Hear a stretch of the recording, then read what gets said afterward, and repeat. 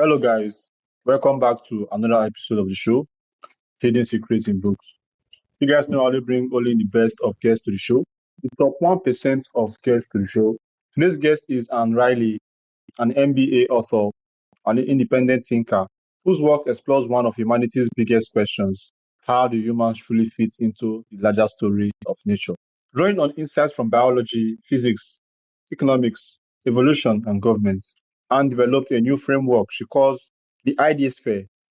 In her book, The Human Idea, her work examines how ideas evolve, how societies function, and what nature can teach us about building a more sustainable future.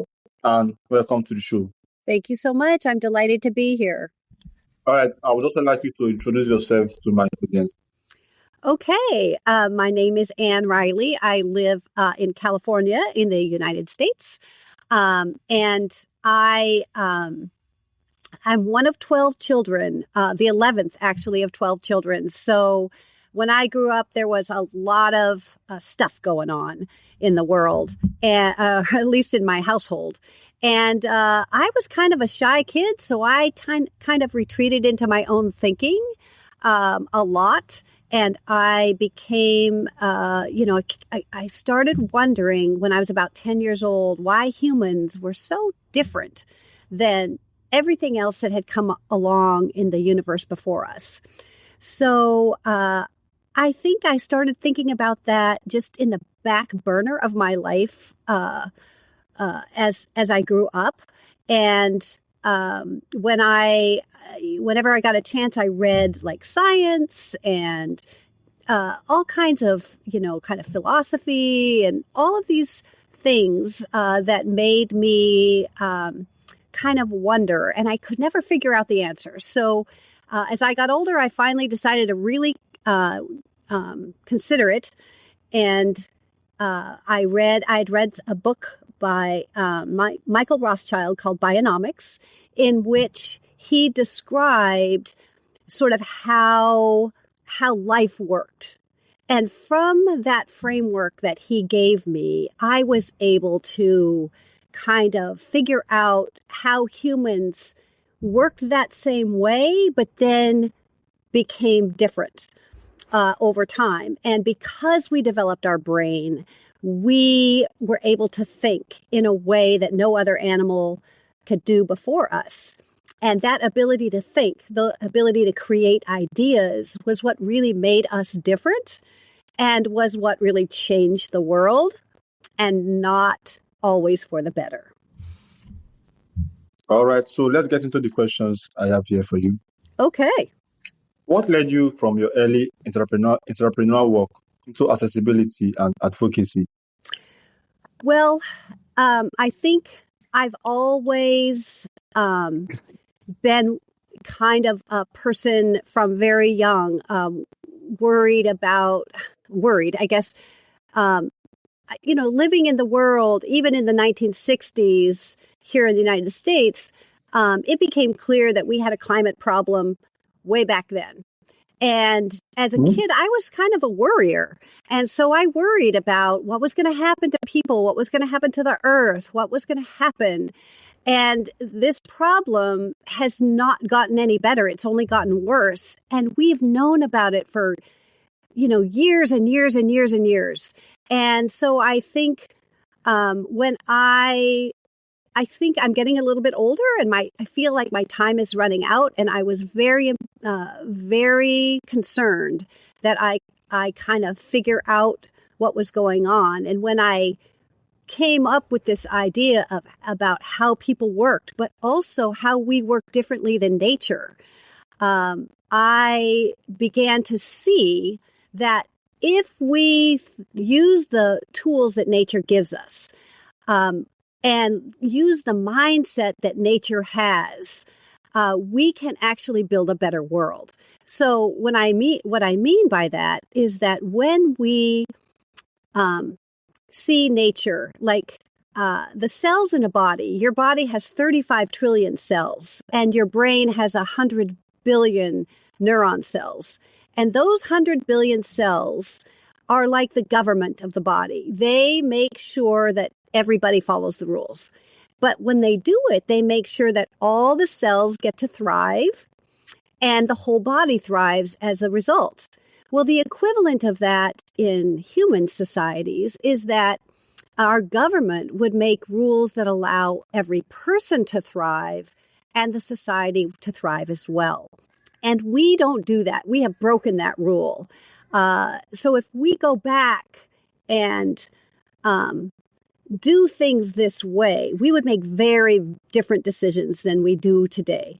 And that's the sort of core of my advocacy that I feel like what happened is like, oh, it's a big job to change your mind about something. But if we don't start there, we will never actually make a better world. So that's how I became an advocate for removing our old mindsets and replacing them with this mindset that includes maximizing the choice of people, but never permitting people to do harm to others or the environment. All right. So what inspired you to create Ideasphere? I think the state of the world. But it wasn't just that. I think I just wondered how it worked. And I've been wondering all my life how it worked. I didn't start this with the idea that I would create a new theory about humans. It was more like I just wondered how to make it all make sense.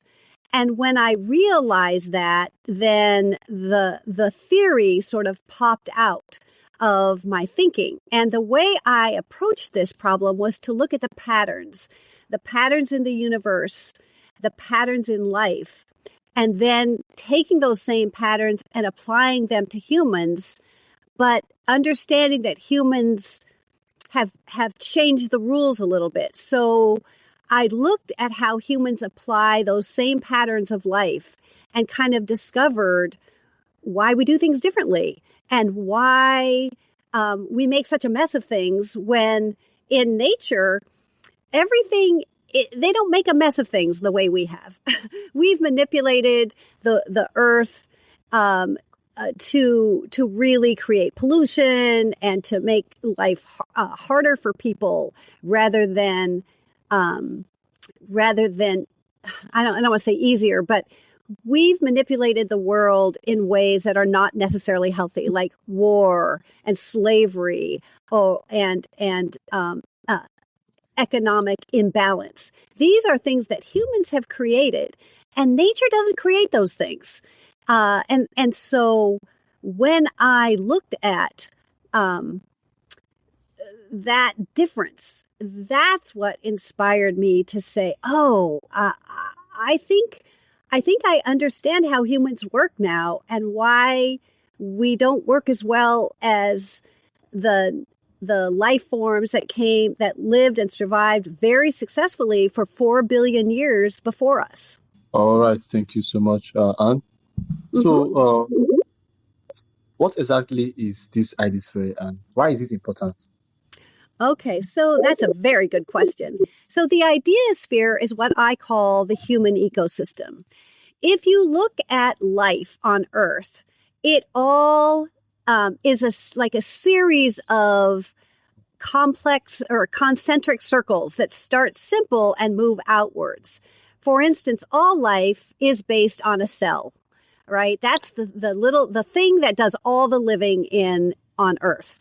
A cell can be accumulated into tissues and organs and into bodies, right? And beneath the cell operates because it has two major components. One is the DNA that provides all the instructions for how the cell to live. And then there's all the cell parts that implement those instructions.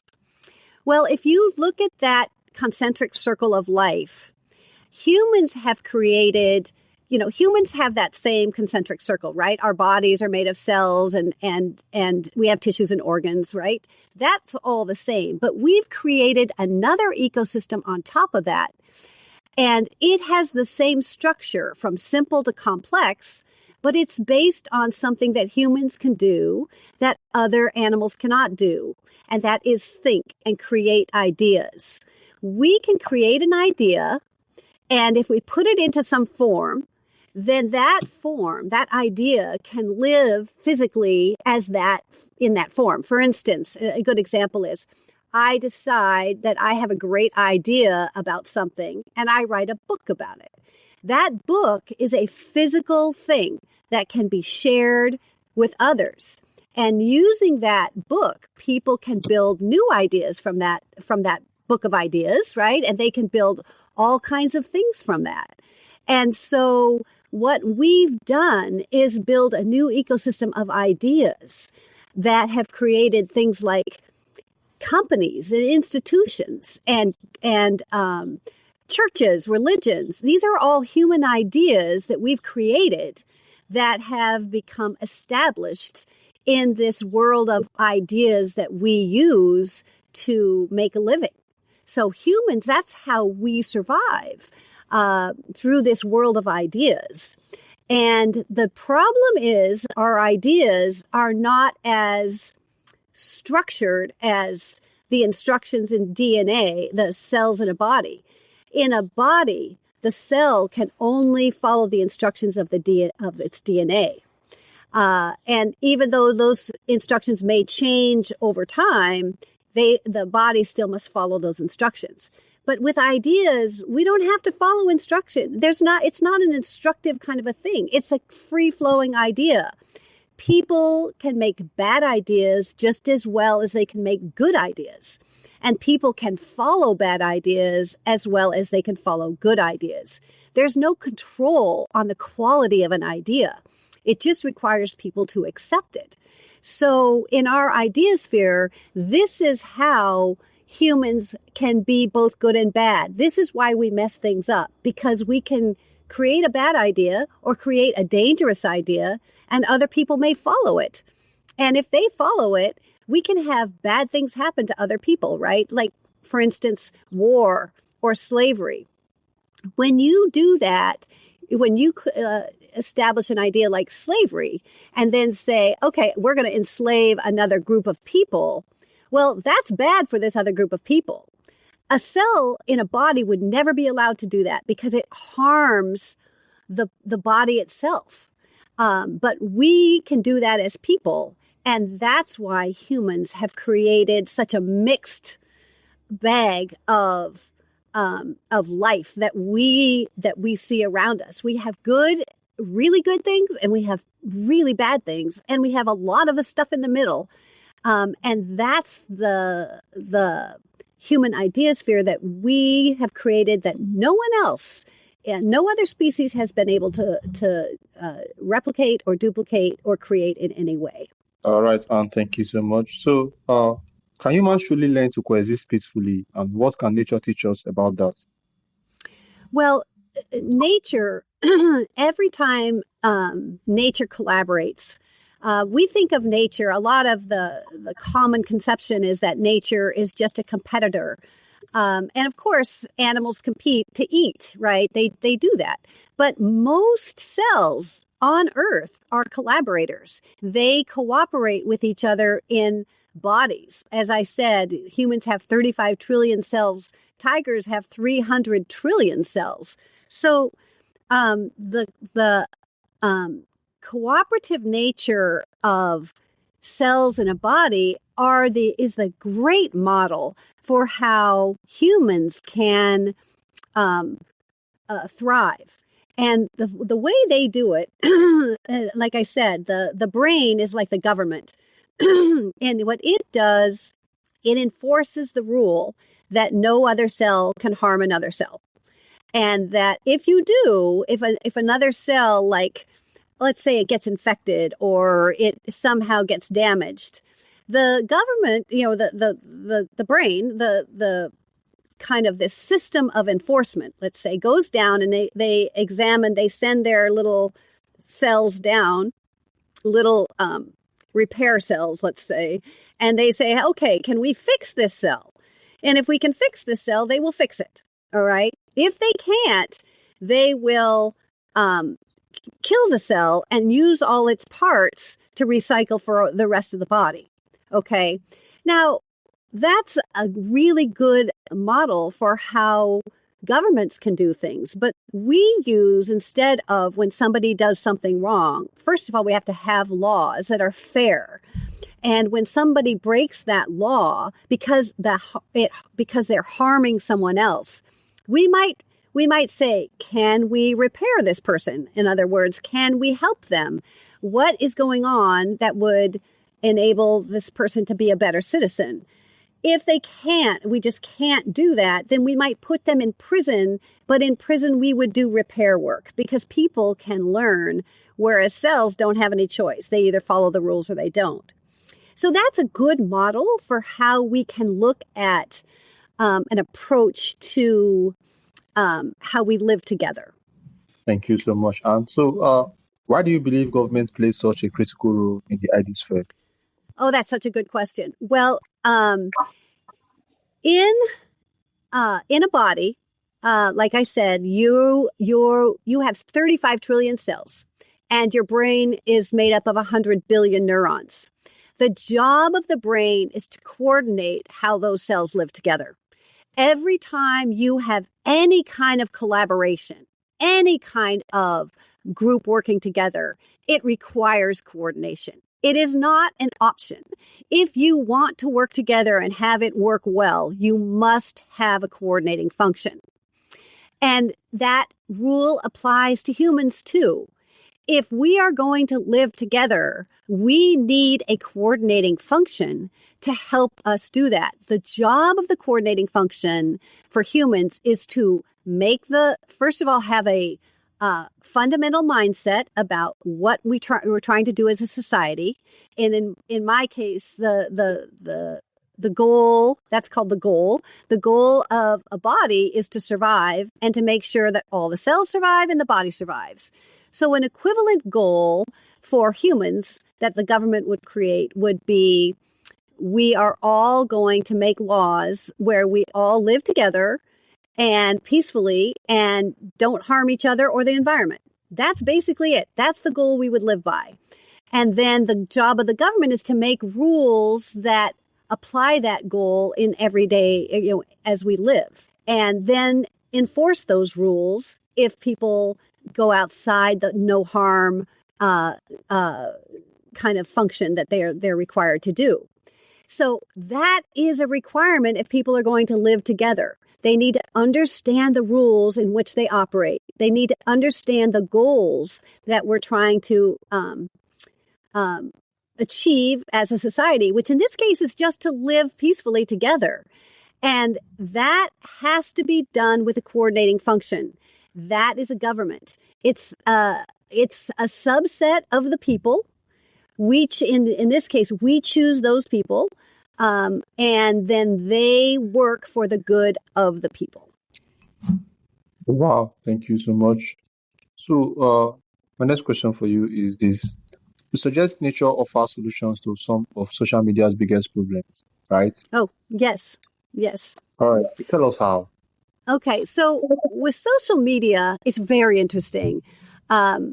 Social media is like an extension of communication, right? Humans are communicators. That's what we do best. That allows us to share ideas. And social media is a means by which we share ideas. But in this case, it's monitored. There's the middleman, I would say, between our ideas are these social media companies, right? And these social media companies determine the rules by which we communicate with each other. And the problem is the social media companies don't really care about the people who are posting. They make their money on advertisement. They make their money on who, companies that place their ads on posts that people make that attract eyeballs, let's say. So even though you and I are just posting stuff and what we are posting is important to us, what's important to the social media company is the ads that go along with our post. So if a post says something really provocative, it gets more people to look at, or gets more people to see it. then it gets more advertising attached with it. So for the problem is that the quality of the post doesn't matter to the social media company. And so if people want to lie, if they want to say things that are, bad about other people that might be harmful here or there, they don't care because they're making money and the post doesn't really matter. The problem is those posts they have a life of their own. They're a physical, tangible idea that people put out there, and they have a life of their own, and they can be spread, and they can be very dangerous, or they can be just very funny or very cute or very nice. But they can be all of those things at once. And that's the problem, is these good and bad, benign and dangerous posts are all mixed up together. So the question is, how do you solve this problem? And in nature, what happens is every cell has to send up to the brain or through the neural system. It has to send up a status of itself that says, I'm healthy, or I'm sick, or I'm whatever, and then the brain will decide what to do with that information. Well, we can use that model as a way to solve some of social media's problems. And what we do is we just require, my idea is to just require that every person who posts say whether their idea is true or an opinion. And if it's true, and it really is true, then people know it's true. If it's an opinion, people understand that, it may not be true, it's just somebody's opinion. And what you're doing by this is requiring accountability for the person who posts so that people will know what to expect from that post. And of course, you have to put in enforcement rules so that a person who says something is true, but it's not true, gets a warning and then maybe gets removed if they don't actually follow the rules. Or if a person posts, something that is, like I said, it's true, but somebody says it's untrue, you can get those people who are like harassing them. But at any rate, the idea is to enforce accountability to the posting rather than making in this case, the company try to monitor all the posts. All right, thank you so much, Anne. So here is my final question for you. Okay. Your book discusses truth. How do you define truth? Oh, this is a great question. And I'm not a philosopher. And you can tell by my answer that it will not be philosophical. Truth, in my opinion, there you go. Look at me. I'm talking about truth and using my opinion. But truth is something that is factually repeatable and reliable, and is it cannot be refuted. Okay, so my example of a good solid truth is 2 + 2 = 4. Never in the whole world will 2 + 2 = 5 or 2 + 2 = 3. It just won't happen. 2 + 2 = 4. That's a truth. And in defined that way, truth only exists in mathematics and science, because there truth is tested over and over and over again. If somebody figured out that 2 hydrogens and 1 oxygen do not make something other than water, then the whole idea of 2 hydrogens plus oxygen makes water would not exist anymore. It would not be true. But nobody's ever been able to do that. So we know as a fact that 2 hydrogens plus 1 oxygen equals water. So that's how truth gets established when humans started with knowing nothing, basically. And so the opposite of truth is non-truth. And there's lots of non-truths out there. They are not just lies. Lies are just things that are provably false. But we have people who have opinions, which are just statements of preference. Like I use the example in my book that blueberries are my favorite food or the best food. That's my opinion. You may think strawberries are the best food, or baked potatoes. I don't know, but I can make my opinion and say, blueberries are the best food. So opinion is one sort of non-truth. And Lies are another type of non-truth. And another type of non-truth is what we call theory. And that's where a lot of scientists, when they do their work, they create theories that match the facts that they see. And sometimes people will say, okay, my conclusion is that, for instance, Darwin said evolution. Here's my theory of evolution. I have all of these facts to back me up. And those things, those theories, usually what they're do is considered true unless they finally get proven false. And that's what's happened with evolution. It's not ironclad in that we have every documented change in cells from the minute they were born up until today that says, yep, evolution is the way it is. But we have enough information to say that this theory is actually true and that nothing has ever proved it false, ever. Nobody's ever found anything that says, nope, this makes evolution wrong. So that's another type of non-truth that's sort of in the middle between truth and non-truth. And then the last non-truth is what I call belief. And that is where you believe something that is true or non-true based on no evidence. And I give the example of you get on an airplane. You're pretty sure the airplane's going to land safely, but you're not absolutely sure. So you don't have any facts about this particular airplane going forward, but you get on the airplane because you believe it's going to land safely. So it's belief. You have no facts either way to make sure it's a true or non-true statement. It's sort of stuck in the middle there where you have to make a decision based on the fact that based on the situation where there are no actual facts. All right. Thank you so much once again for sharing your perspective and your insights with my audience. So how can listeners connect with you? Oh, they can find me on my website. It's www.thehumanidea. It's thehumanidea.com. My book, The Human Idea, is on Amazon. And I would love to hear from people who share the idea. I also have a Substack called Ann Rile Reads Dina. This is it's a fictional book, but it carries this same idea of the Ideasphere. I'm reading that out loud, chapter by chapter. It is free, so anybody can join. It's called Ann Rile Reads Dina, and those chapters are all free. We're starting chapter 4 this week, but people can pick that up and hear me read that story and catch the idea that way. All right. Once again, thank you, Anne, for coming. Thank you for providing valuable information for my audience. Thank you so much. Okay. Thank you. Have a great day.